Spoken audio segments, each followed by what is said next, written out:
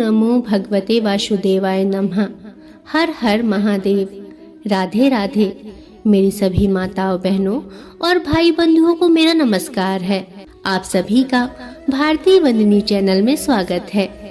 भक्तों, सनातन धर्म में अक्षय तृतीया को बेहद खास त्योहार माना जाता है। अक्षय तृतीया को अखा तीज के नाम से भी जाना जाता है।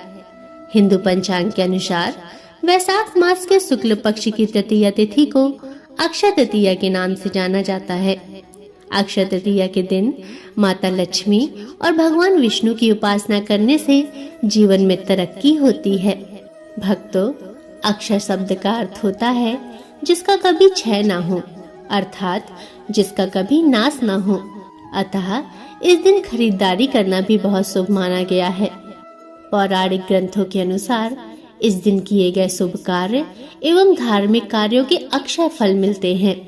इस दिन सूर्य और चंद्रमा दोनों ही अपनी उच्च राशि वृषभ में होते हैं, इसलिए दोनों की सम्मिलित कृपा का फल अक्षय हो जाता है।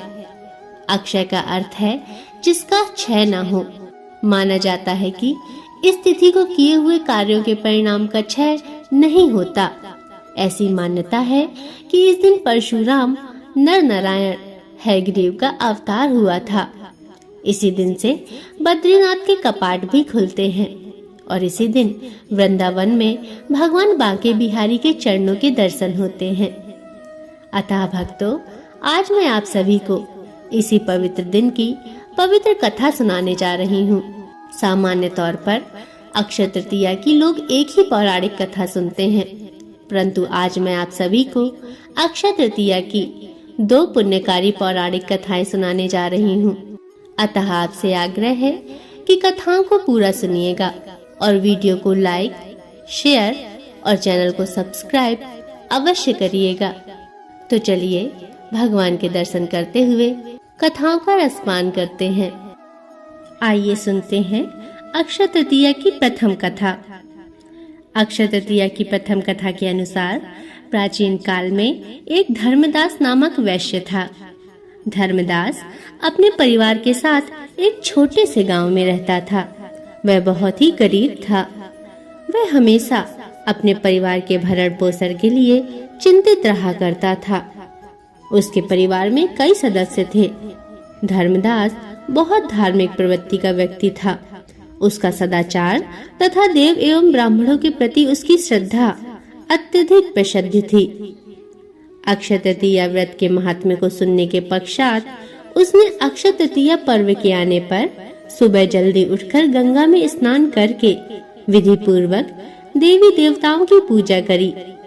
व्रत के दिन सामर्थ्य अनुसार जल से भरे घड़े, पंखे, जौ, सत्तू, चावल, नमक, गेहूं, गुड़, घी, दही, सोना तथा वस्त्र आदि वस्तुएं भगवान के चरणों में रखकर ब्राह्मणों को अर्पित करी। यह सब दान देखकर धर्मदास के परिवार वाले तथा उसकी पत्नी ने उसे रोकने की कोशिश की। उन्होंने कहा कि अगर धर्मदास इतना सब कुछ दान में देगा तो उसके परिवार का पालन पोषण कैसे होगा। फिर भी धर्मदास अपने दान, पुण्य और कर्म से विचलित नहीं हुआ और उसने ब्राह्मणों को कई प्रकार का दान दिया। उसके जीवन में जब भी अक्षय तृतीया का पावन पर्व आया, प्रत्येक बार धर्मदास ने विधि से इस दिन की पूजा एवं दान आदि कर्म करे। अनेक रोगों से ग्रस्त तथा वृद्ध होने के उपरांत भी उसने उपवास करके धर्म, कर्म और दान पुण्य किया। यही वैश्य अगले जन्म में कुशावती का राजा हुआ। मान्यता है कि अक्षय तृतीया के दिन किए गए दान, पुण्य व पूजन के कारण वह अपने अगले जन्म में बहुत धनी एवं प्रतापी राजा बना। वह इतना धनी और प्रतापी राजा था कि त्रिदेव तक उसके दरबार में अक्षय तृतीया के दिन ब्राह्मण का वेश धारण करके उसके महायज्ञ में शामिल होते थे। भक्तों, अपनी श्रद्धा और भक्ति का उसे कभी घमंड नहीं हुआ। वह प्रतापी राजा एवं महान वैभवशाली होने के बावजूद भी धर्म मार्ग से कभी विचलित नहीं हुआ। माना जाता है कि यही राजा आगे के जन्मों में भारत के प्रसिद्ध सम्राट चंद्रगुप्त के रूप में पैदा हुए थे। हे भगवान, जैसे धर्मदास पर अपनी कृपा करी, वैसे जो भी व्यक्ति इस अक्षय तृतीया की कथा के महात्म्य को सुनता है, सुनाता है, होकार भरता है और विधि विधान से पूजा एवं दान आदि करता है, उसे इस अक्षय पुण्य एवं यश की प्राप्ति हो और वो भी आपकी कृपा का पात्र बने। जय श्री हरि विष्णु, जय माँ लक्ष्मी। भक्तों, यह थी अक्षय तृतीया की प्रथम कथा। अब मैं आपको अक्षय तृतीया की दूसरी कथा सुनाने जा रही हूँ, अतः पूरे भक्ति भाव से सुनिए। दूसरी कथा के अनुसार सनातन शास्त्रों में निहित है कि द्वापर युग में पांडवों को लंबे समय तक राज्य से बाहर रहना पड़ा था। एक बार की बात है, एक बार पांडव जब अज्ञातवास में रह रहे थे, ऋषि दुर्वासा ने अपने शिष्य के जरिए यह संदेश भिजवाया कि वैशाख माह के शुक्ल पक्ष की तृतीया तिथि पर वे अपने शिष्यों के साथ भोजन हेतु उनके घर पधारने वाले हैं। ऋषि दुर्वासा के शिष्य यह संदेश लेकर उस समय पहुँचे जब पांडव भोजन ग्रहण कर चुके थे। यह संदेश पाकर पांडव चिंतित हो उठे कि उन लोगों ने तो भोजन कर लिया है, रसोई गृह में अब भोजन भी नहीं है। ऐसी स्थिति में ऋषि दुर्वासा और उनके शिष्यों को कैसे भोजन कराया जाएगा। तत्कालीन समय में ऋषि दुर्वासा अपने गुस्से के लिए जाने जाते थे। इच्छा पूरी न होने पर ऋषि दुर्वासा उसी क्षण ही श्राप दे दिया करते थे। अगर भोजन नहीं मिलता तो ऋषि दुर्वासा पांडवों को भी श्राप दे सकते थे। उस समय द्रौपदी ने जगत के पालनहार भगवान श्री कृष्ण से सहायता हेतु प्रार्थना करी। यह जानकर भगवान श्री कृष्ण पांडवों के अज्ञातवास गृह पर आए। उस समय भगवान श्री कृष्ण ने भोजन पात्र में एक चावल पड़ा देखा। मुरली मनोहर ने वह चावल उठाकर खा लिया। इससे भोजन पात्र तत्क्षण अक्षय पात्र में बदल गया। अक्षय का आशय कभी ना खत्म होने वाला है। इसके बाद ऋषि दुर्वासा अपने शिष्यों के साथ पांडवों के घर पधारे। उस समय द्रौपदी ने सभी को भोजन कराया। इसके बावजूद भी अन्य पात्र में भोजन कम नहीं हुआ। जय श्री हरि विष्णु, जय माँ लक्ष्मी। हे मुरली मनोहर, जैसी कृपा आपने पांडवों पर करी, वैसी इस कथा को सुनने वाले, कहने वाले, होकार भरने वाले सभी पर करना। आपकी सदा ही जय हो। भक्तों, अक्षय तृतीया के दिन की महिमा के बारे में बात करें तो हिंदू धर्म में अक्षय तृतीया को एक अभूज मुहूर्त के रूप में देखा जाता है, जो कि सर्व सिद्धि तिथि के रूप में मान्य है।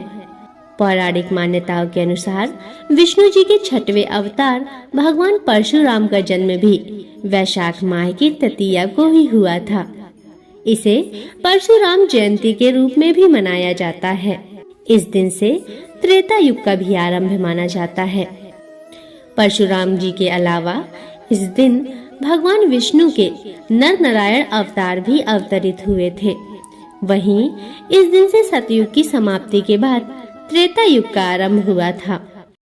मान्यता है कि सुदामा जी ने भी भगवान कृष्ण से चावल अक्षय तृतीया के दिन ही प्राप्त किए थे और इन्हीं चावलों से उनकी गरीबी सदैव के लिए मिट गई थी। अक्षय तृतीया के बारे में कहा जाता है कि इस दिन केवल खरीदना ही नहीं बल्कि दान भी करना अक्षय फलदायी होता है। यानी भगवत कृपा से दान करने वाले को अक्षय फल की प्राप्ति के साथ पुण्य मिलता है। इसके साथ ही कुछ लोग इस दिन उपवास भी रखते हैं और माँ लक्ष्मी की पूजा करते हैं। माना जाता है कि इस दिन घर में चावल और मखाने मेवा की खीर बनाकर माँ लक्ष्मी को भोग लगाने से आपके घर में साल भर समृद्धि बनी रहती है। इस दिन किए गए कर्म आपको अक्षय फल की प्राप्ति करवाते हैं। इसलिए इस दिन कोई भी बुरा काम नहीं करना चाहिए। अक्षय तृतीया को लेकर यह भी मान्यता है कि इस दिन गंगा नदी स्वर्ग से धरती पर आई थी। इसके अलावा इस दिन को रसोई और भोजन की देवी अन्नपूर्णा के जन्म दिवस के तौर पर भी मनाते हैं। अक्षय तृतीया पर शादी से लेकर पूजा तक सभी कार्य करना शुभ माना जाता है। इसके अलावा मान्यता यह भी है कि सृष्टि के रचयिता श्री ब्रह्मा जी के पुत्र अक्षय कुमार का अवतरण हुआ था। धन के देवता श्री कुबेर जी को इसी दिन खजाना मिला था। और भक्तों, चारों धाम की यात्रा का मुख्य स्थल श्री बद्रीनाथ मंदिर के कपाट भी अक्षय तृतीया को ही खुलते हैं, जब लाखों की संख्या में भक्त मंदिर के बाहर श्री बद्री नारायण जी के दर्शन करते हैं। इसी दिन भक्तों को वृंदावन के श्री बांके बिहारी मंदिर के चरणों के दर्शन भी कराए जाते हैं। अतः भक्तों, प्रेम से बोलिए श्री हरि विष्णु की जय, माता लक्ष्मी की जय।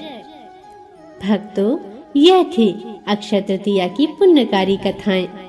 आशा करती हूँ आपको कथाएं पसंद आई होंगी। अतः आपसे निवेदन है कि वीडियो को लाइक, शेयर और चैनल को सब्सक्राइब अवश्य करिएगा, ताकि मैं आपके लिए ऐसी ही पवित्र कथा कहानियाँ लाती रहूं। इसके अतिरिक्त वैशाख माह में सुनी जाने वाली पौराणिक कथाएं जैसे पीपल सींचने की कथा, राजा व बानरी की कथा, वैशाख माह में किए जाने वाले कार्य व अन्य कथाओं के लिंक नीचे डिस्क्रिप्शन में दिए गए हैं। अतः आपसे आग्रह है कि उन कथाओं का रसपान भी अवश्य करिएगा और कमेंट में हमें जरूर बताएं कि आपको कथाएं कैसी लगी, और कमेंट में लिखना ना भूलें। श्री हरि विष्णु की जय। जय माँ लक्ष्मी।